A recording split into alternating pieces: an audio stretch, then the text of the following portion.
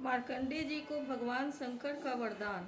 सूत जी कहते हैं, सौनकादि ऋषियों, मार्कंडेय मुनि ने इस प्रकार नारायण निर्मित जोग माया वैभव का अनुभव किया। अब यह निश्चय करके कि इस माया से मुक्त होने के लिए मायापति भगवान की शरण ही एकमात्र उपाय है, उन्हीं की शरण में स्थित हो गए। मार्कंडेय जी ने मन ही मन कहा, प्रभु, आपकी माया वास्तव में प्रतीति मात्र होने पर भी सत्य ज्ञान के समान प्रकाशित होती है और बड़े बड़े विद्वान भी उसके खेलों में मोहित हो जाते हैं। आपके श्री चरण ही शरणागतों को सब प्रकार से अभय दान करते हैं, इसलिए मैंने उन्हीं की शरण ग्रहण की है। सूत जी कहते हैं, मार्कंडेय जी इस प्रकार शरणागति की भावनाओं में तन्मय हो रहे थे। उसी समय भगवान शंकर भगवती पार्वती के साथ नंदी पर सवार होकर आकाश मार्ग से विचरण करते हुए उधर आ निकले और मार्कंडेय जी को उसी अवस्था में देखा। उनके साथ बहुत से गण भी थे। जब भगवती पार्वती ने मार्कंडेय मुनि को ध्यान की अवस्था में देखा, तब उनका हृदय वात्सल्य स्नेह से उमड़ गया। उन्होंने शंकर जी से कहा, भगवान, तनिक इस ब्राह्मण की ओर तो देखिए। जैसे तूफान शांत हो जाने पर समुद्र की लहरें और मछलियां शांत हो जाती हैं और समुद्र धीर गंभीर हो जाता है, वैसे ही इस ब्राह्मण का शरीर, इंद्रिय और अंतःकरण शांत हो रहा है। समस्त सिद्धियों के दाता आप ही हैं, इसलिए कृपा करके आप इस ब्राह्मण की तपस्या का प्रत्यक्ष फल दीजिए।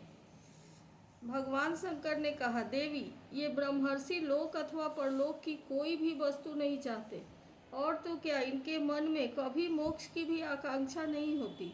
इसका कारण यह है कि घट घटवासी अविनाशी भगवान के चरण कमलों में इन्हें परम भक्ति प्राप्त हो चुकी है। प्रिय, यद्यपि इन्हें हमारी कोई आवश्यकता नहीं है, फिर भी मैं इनके साथ बातचीत करूंगा, क्योंकि ये महात्मा पुरुष हैं। जीव मात्र के लिए सबसे बड़े लाभ की बात यही है कि संत पुरुषों का समागम प्राप्त हो। सूत जी कहते हैं, सौनक जी, भगवान शंकर समस्त विद्याओं के प्रवर्तक और सारे प्राणियों के हृदय में विराजमान अंतर्यामी प्रभु हैं।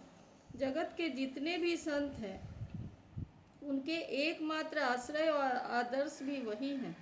भगवती पार्वती से इस प्रकार कहकर भगवान शंकर मार्कंडेय मुनि के पास गए।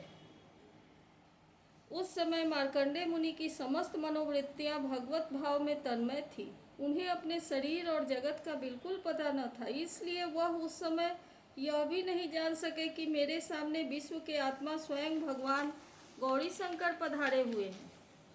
सौनक जी, सर्वशक्तिमान भगवान कैलाशपति से यह बात छिपी न रही कि मार्कंडेय मुनि इस समय किस अवस्था में हैं।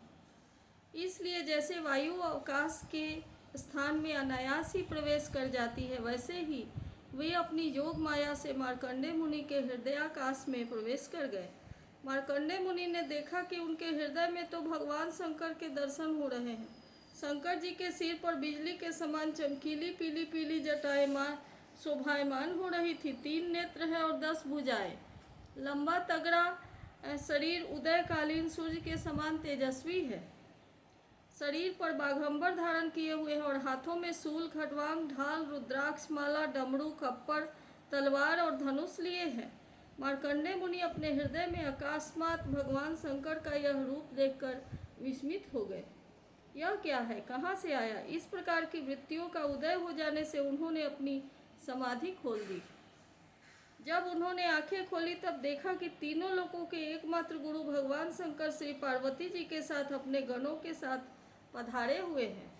उन्होंने अपने चरणों में माथा टेककर प्रणाम किया। तदनंतर मार्कंडेय मुनि के स्वागत आसन, पाद्य, अर्घ्य, गंध, पुष्पमाला, धूप और दीप आदि उपचारों से भगवान शंकर, भगवती पार्वती और उनके गणों की पूजा की। इसके पश्चात मार्कंडेय मुनि उनसे कहने लगे, सर्वव्यापक और सर्वशक्तिमान प्रभु, आप अपनी आत्मानुभूति और महिमा से ही पूर्ण काम है। आपकी शांति और सुख से ही सारे जगत में सुख शांति का विस्तार हो रहा है। ऐसी अवस्था में मैं आपकी क्या सेवा करूं? मैं आपके त्रिगुणातीत सदाशिव स्वरूप को और सत्वगुण से युक्त शांत स्वरूप को नमस्कार करता हूँ। मैं आपके रजोगुण युक्त सर्व प्रवर्तक स्वरूप एवं तमोगुण युक्त अघोर स्वरूप को नमस्कार करता हूँ। सूत जी कहते हैं, सौनक जी, जब मार्कंडेय मुनि ने संतों के परम आश्रय देवाधिदेव भगवान शंकर की इस प्रकार स्तुति की, तब वे उन पर अत्यंत संतुष्ट हुए और बड़े प्रसन्न चित्त से हंसते हुए कहने लगे। भगवान शंकर ने कहा, मार्कंडेय जी, ब्रह्मा, विष्णु तथा मैं, हम तीनों ही वरदाताओं के स्वामी हैं। हम लोगों का दर्शन कभी व्यर्थ नहीं जाता। हम लोगों से ही मननशील मनुष्य भी अमृतत्व की प्राप्ति कर लेता है। इसलिए तुम्हारी जो इच्छा हो वही वर मुझसे मांग लो। ब्राह्मण स्वभाव से ही परोपकारी, शांत चित्त एवं अनासक्त होते हैं। वे किसी के साथ बैर भाव नहीं रखते और समदर्शी होने पर भी प्राणियों का कष्ट देखकर उसके निवारण के लिए पूरे हृदय से जुट जाते हैं। उनकी सबसे बड़ी विशेषता तो यह होती है कि वे हमारे अनन्य प्रेमी एवं भक्त होते हैं। सारे लोक और लोकपाल ऐसे ब्राह्मणों की वंदना, पूजा और उपासना किया करते हैं। केवल वे ही क्यों, मैं, भगवान ब्रह्मा तथा स्वयं साक्षात ईश्वर विष्णु भी उनकी सेवा में संलग्न रहते हैं। ऐसे शांत महापुरुष मुझ में, विष्णु भगवान में, ब्रह्मा में, अपने में और सब जीवों में अणुमात्र भी भेद नहीं देखते। सदा सर्वदा सर्वत्र और सर्वथा एक रस आत्मा का ही दर्शन करते हैं। इसलिए हम तुम्हारे जैसे महात्माओं की स्तुति और सेवा करते हैं। मार्कंडेय जी, केवल मूर्तियां ही देवता नहीं होती। सबसे बड़े तीर्थ और देवता तो तुम्हारे जैसे संत हैं, क्योंकि वे तीर्थ और देवता बहुत दिनों में पवित्र करते हैं, परंतु तुम लोग दर्शन मात्र से ही पवित्र कर देते हो। हम लोग तो ब्राह्मणों को ही नमस्कार करते हैं, क्योंकि वे चित्त की एकाग्रता, तपस्या, स्वाध्याय, धारणा, ध्यान और समाधि के द्वारा हमारे वेदमय शरीर को धारण करते हैं। मार्कंडेय जी, बड़े बड़े महापापी और अंत्यज भी तुम्हारे जैसे महापुरुषों के चरित्र श्रवण और दर्शन से ही शुद्ध हो जाते हैं। फिर तो तुम लोगों के संभाषण और सहवास आदि से शुद्ध हो जाए, इसमें तो कहना ही क्या है। सूत जी कहते हैं, सौनकादि ऋषियों, चंद्रभूषण भगवान शंकर की एक एक बात धर्म के गुप्ततम रहस्य से परिपूर्ण थी। उनके एक एक अक्षर से अमृत का समुद्र भरा हुआ था। मार्कंडेय मुनि अपने कानों के द्वारा पूरी तन्मयता के साथ उसका पान करते रहे, परंतु उन्हें तृप्ति न हुई। वे चिरकाल तक विष्णु भगवान की माया से भटके हुए थे और बहुत थके हुए भी थे। भगवान शिव की कल्याणी वाणी का अमृत पान करने से उनके सारे क्लेश नष्ट हो गए। उन्होंने भगवान शंकर से इस प्रकार कहा।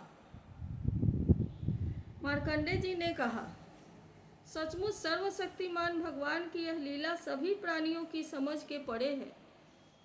भला देखो तो सही, ये सारे जगत के स्वामी होकर भी अपने अधीन रहने वाले मेरे जैसे जीवों की वंदना और स्तुति करते हैं। धर्म के प्रवचनकार प्रायः प्राणियों को धर्म का रहस्य और स्वरूप समझाने के लिए उसका आचरण और अनुमोदन करते हैं, तथा कोई धर्म का आचरण करता है तो कोई उसकी प्रशंसा भी करते हैं।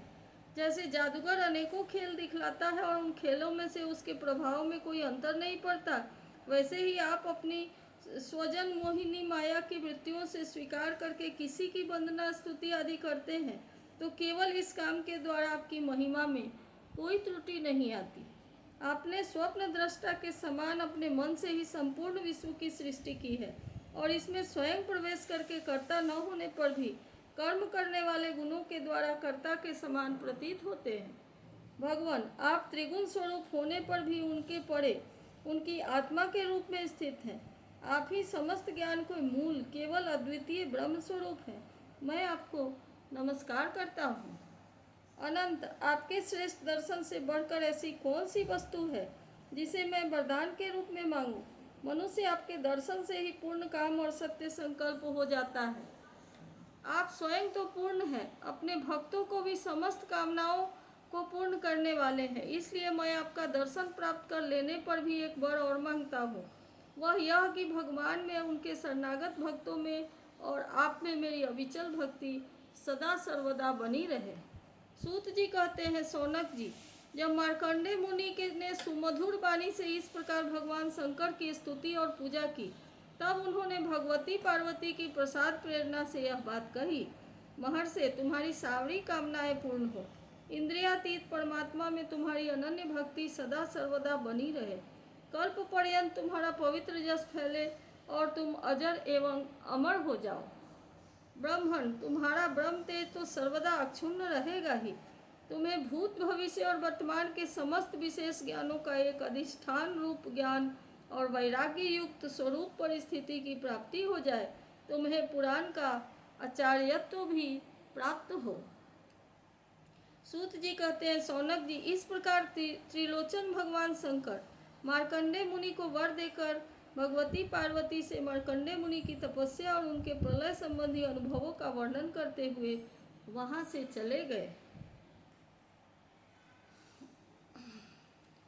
वे भृगुवंश शिरोमणि मार्कंडेय मुनि को उनके महायोग का परम फल प्राप्त हो गया। वे भगवान के अनन्य प्रेमी हो गए। अब भी वे भक्ति भाव भरित हृदय से पृथ्वी पर विचरण किया करते हैं। परम ज्ञान संपन्न मार्कंडेय मुनि ने भगवान की योग माया से जिस अद्भुत लीला का अनुभव किया था, वह मैंने आप लोगों को सुना दिया। सौनक जी, यह जो मार्कंडेय जी ने अनेक कल्पों का सृष्टि प्रलयों का अनुभव किया और उन्हीं के लिए था, सर्वसाधारण के लिए नहीं। कोई इस माया की रचना को न जानकर अनादिकाल से बार बार होने वाले सृष्टि प्रलय को ही इसको भी बतलाते हैं। इसलिए आपको यह शंका नहीं करनी चाहिए कि इसी कल्प के हमारे पूर्वज मार्कंडेय जी की आयु इतनी लंबी कैसे हो गई। भृगुवंश शिरोमणि, मैंने आपको यह जो मार्कंडेय चरित्र सुनाया है, वह भगवान चक्रपाणि के प्रभाव और महिमा से भरपूर है। जो इसका श्रवण एवं कीर्तन करते हैं, वे दोनों ही कर्म वासनाओं के कारण प्राप्त होने वाले आवागमन के चक्कर से सर्वदा के लिए छूट जाते हैं। इति श्रीमद्भागवते महापुराणे पारमहंस्यां संहितायां द्वादश स्कंदे 10वां अध्याय।